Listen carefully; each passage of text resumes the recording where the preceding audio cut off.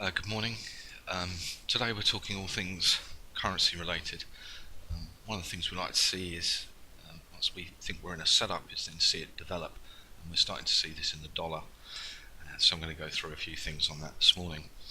Starting off with the euro dollar, we know from earlier on in the week we had this big blue square, which is a range relativity extreme, and we had a divergence pattern on the same day. Pretty quiet until yesterday, where we extended lower. So this has broken our 119.80 point, which is the trigger for that range relativity extreme.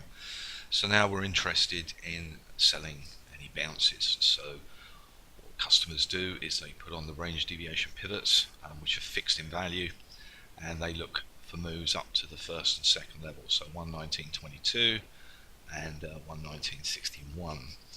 I'm going to show you the dollar index as well.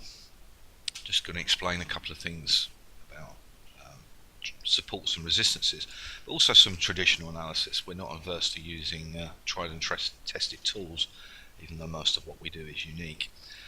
We also have a range relativity extreme in the dollar index, and we have this major monthly level at 92.34. And yesterday we managed to close above it, not by a great deal. And now we're not really doing very much overnight. I'm going to quickly explain what a range relativity signal is. It looks a bit of a mess, which is why we code it up, so that it just produces squares when the pattern is true. What we have is range deviation levels on multiple time frames. So red is annual, brown is semi-annual, pink is quarterly, blue is monthly, and black is weekly. And what we're interested in is when the monthly and the weekly extend beyond the quarterly low or the semi-annual low, and if there's enough data, the annual low. And then the weekly, this one here, goes beyond the monthly. So that's the setup. And then if it snaps back the other way and closes above the weekly high target, then that's what's going to trigger that square. Obviously the opposite way around for the euro dollar. Using traditional analysis, just done a Fibonacci retracement on a weekly chart. I've taken that low, gone up to that high, and it looks like it ignored the 0.382. A lot of Fibonacci doesn't work, and you've got to qualify it whenever it gets to levels, which I'm going to explain. And then we just went a little bit below the 0.5, and then we snapped back. I've now moved this down to a daily chart, and this is what happened when it got to that 0.382. So I'm just going to draw a little circle around it.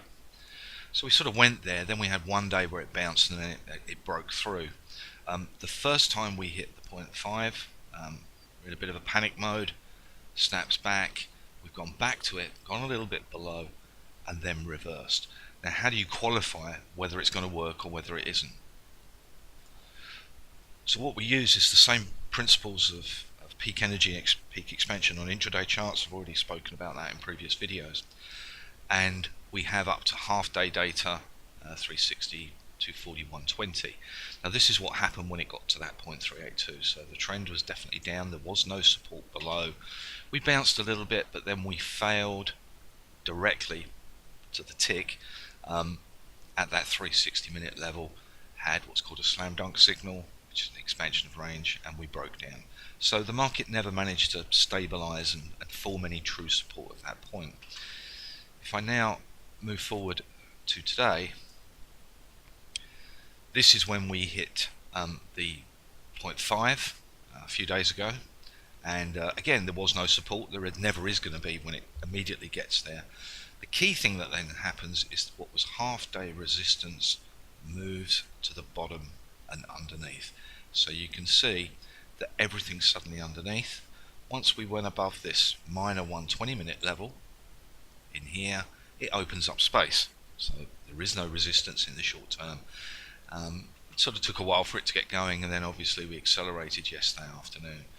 92.90 is a key level, and 91.69 is a level below. What we want to really see next is some of these major levels start to move up in the coming days. It was also a big day on the pound. This is a daily chart of the spot, and what we've had there is two of the patterns that they use, which is UFO and the black square as a time continuation. We also closed below the third range deviation pivot down, which means that we have an expansion of range. Now, it wasn't at resistance, there is no resistance lines there, and one of the reasons for that is that there isn't volume on spot, so it means that the peak energy study is not valid. So on FX we also look at the futures, and what we see here is a daily level. So a daily level has been created. It's called PVOL on CQG, which stands for volume, and so it's gone up to that resistance point and failed. We have the Bank of England today, midday UK time, so we have to wait for that because we want to try and trade safely. There's a chance the trade can get away from you and the news comes out and it just collapses. But again, what traders are interested in is 132.42 above and 132.77. That trade would be wrong if we close above yesterday's high. Finally, just a quick update on gold. Had that weekly signal, daily, it's a daily chart, so we had a daily time continuation at weekly resistance.